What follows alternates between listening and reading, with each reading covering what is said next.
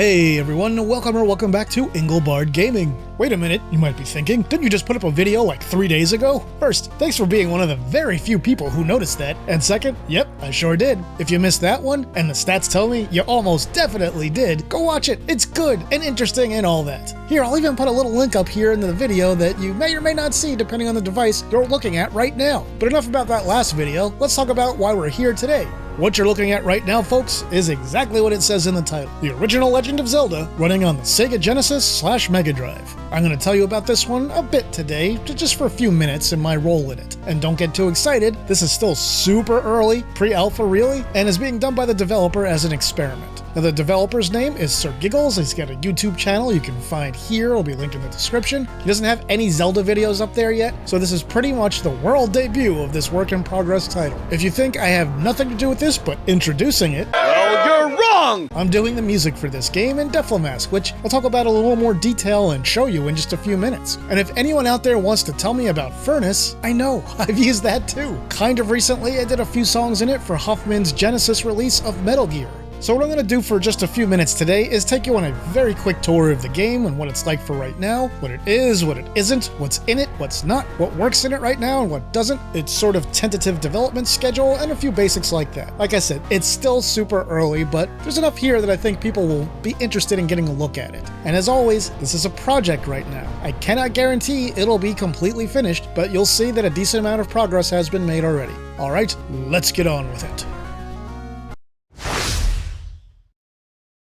Here we are at the title screen. I'll note that I haven't done the title screen music yet, so right now that's just silent. So once we get in here, you can hear a little bit of the music and see how things look. Don't worry about the colors and stuff. This is an earlier version of the game. This is the first one that had my Overworld music in it. I'm going to show you a newer version in just a moment here. But I wanted to give you a little behind the scenes and give you a look at what things look like while they're in development and how some of this stuff progresses. So right now, in this version, you don't see the enemies move around or anything like that. Most of them just kind of sit in place. Some of them have some minor animation, some of them have some minor behaviors, but for the most part, not a lot's in there yet. And as far as the items go, the subscreen's kind of there. I don't really show it to here because it's a little glitched right now, but that's going to be obviously fixed, so don't worry about that. But you can switch basically to all the items to see what they look like, the boomerang, bombs, and arrows, all that stuff. You name it, you can use it and check it out. So in this version, things are very, very early, and this one is exactly 1 month old as I record this. So things have already improved, but I wanted you to get a look at it. Like I said, we'll look at this one and we'll see what's different. And in the next version I'm going to show you, not everything is better. Some things have regressions. Some of this stuff happens in programming. So you'll get a look at that firsthand. Right now, Sir Giggles is working on things like the caves, making the underworld work right, getting the full start screen ready so you can select your file and all that stuff. For now, we just can jump straight into the game, take a look at it like we're doing here, and see what some things are like, what the enemies look like, that sort of stuff. So I'll be quiet for just a moment so you can listen to me play this one and hear what the sound effects and music sound like.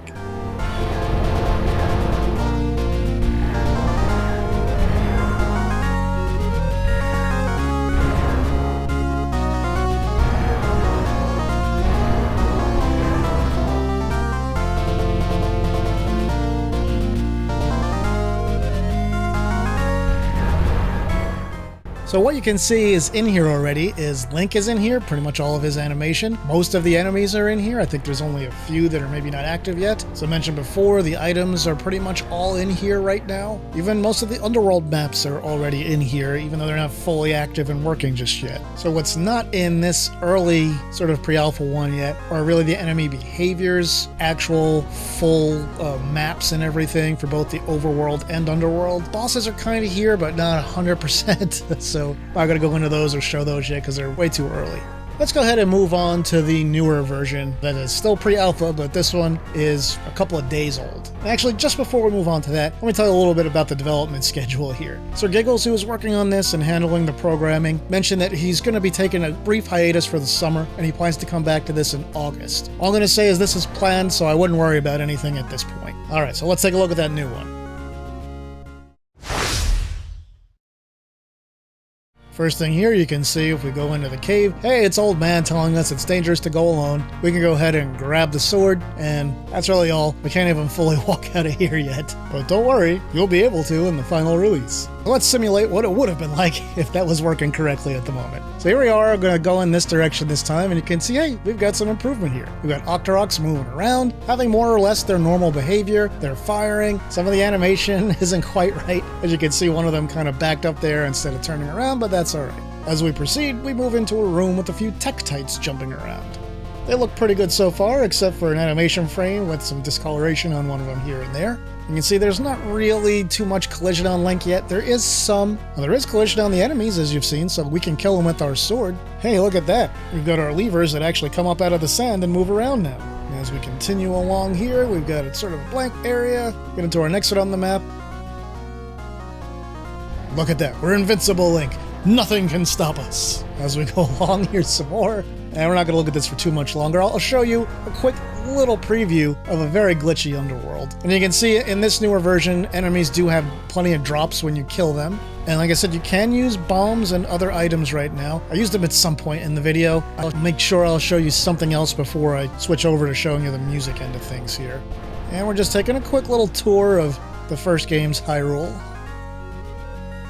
We got some lovely pea-hats flying around, minus their little spinning animation. But of course, these are things that will be added. Alright, so let's skip ahead to the underworld here. So what you're going to see first here in the underworld is the screen kind of flashing over. That's me using the debug mode to just move around the map without having to go through doors and stuff. So obviously you won't be able to do that stuff in the final game. We've got some graphical artifacts on some of the walls. Again, that stuff's all going to be fixed. So here I am using debug to kind of warp around again. Wanted to show you just what is going on with some enemies and stuff right now. It's kind of interesting to take a look at these things and see how they develop. Hopefully in a few months, we'll be able to look at this and laugh at how things used to be. There's our skeletons, our Stalfos, all kind of mixed up. Their left and right sides are reversed. There's one that was fully together. But yeah, if you couldn't tell what those things are, there's Stalfos, but each half but on the wrong side. And then get a little bit more of a tour of the underworld here. Alright, so that's all I'm going to show you of that. Let's wrap up the game portion of this. So let me tell you a little bit about some basic plans for this. You'll be able to play this version that looks basically like the NES one. There's already some implementation of an enhanced graphics mode with more animation that could easily expand out to include other graphical styles, so you might see in the finished version something that looks very different. For the music, the plans are already to have more than one version of the soundtrack. We'll have this newer one that I'm doing. I'm going to include one that sounds very much like the NES original, running entirely on the Genesis's sound hardware. We may have some versions from other chiptune artists on here. Alright, so I'm going to move on now and show you a little bit behind the scenes of how I made the music for this.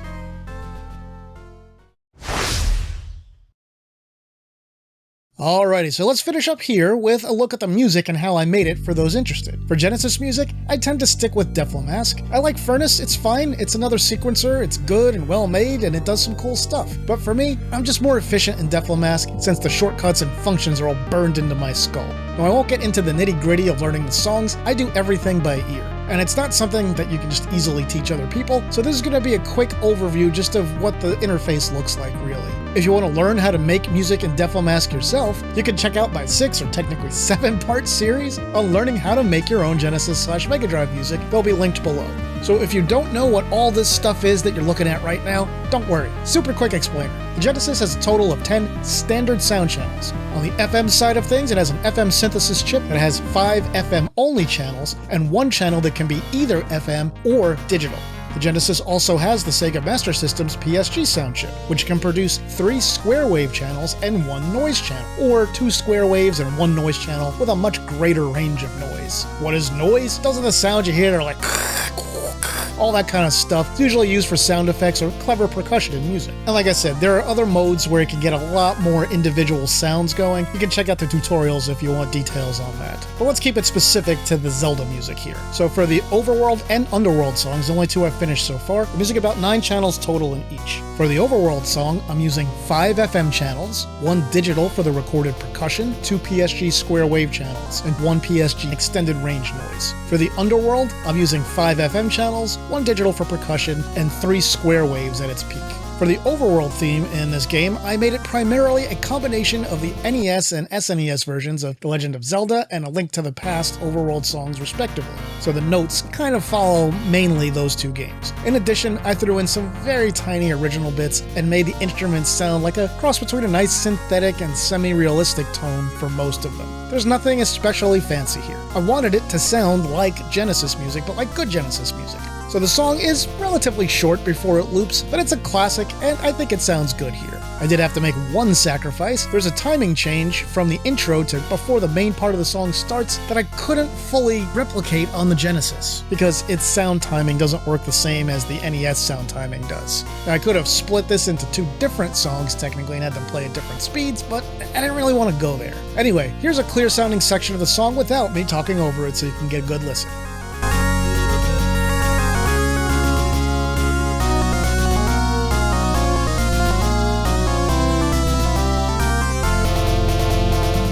Alright, and now the Underworld song. Guys, in the original game, this song is short, really short, under 20 seconds. It's good, it's mysterious, it sounds similar to a certain other song. But anyway, I decided this one needed to be longer to keep it a little fresher and maybe not grate on people. So this version runs for about 1 minute before it loops. I added an extended intro, one loop similar to the NES, then one loop with some added instrumentation. Here, have a quick listen.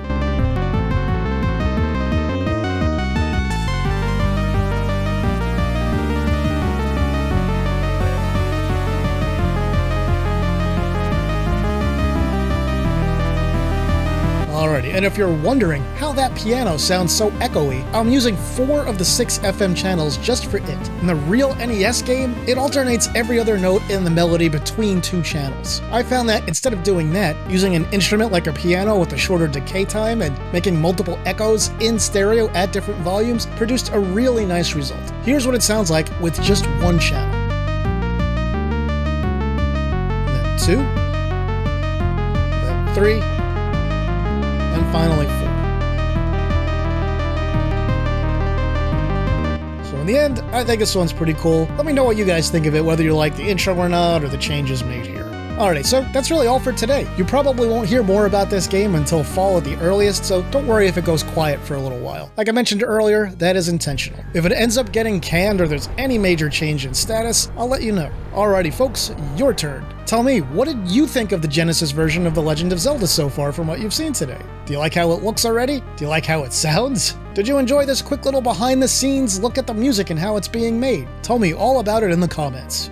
And that'll do it for this video, my retro gaming friends. If you enjoyed it, please like and share it online somewhere. It's the only way my little channel here can grow. YouTube is not doing me any favors on recommendations. If you want to support the work that I do here, you can do that on Patreon, Ko-fi, or right here on YouTube through super thanks and channel memberships. With that, I'll say thanks for watching, and see me later.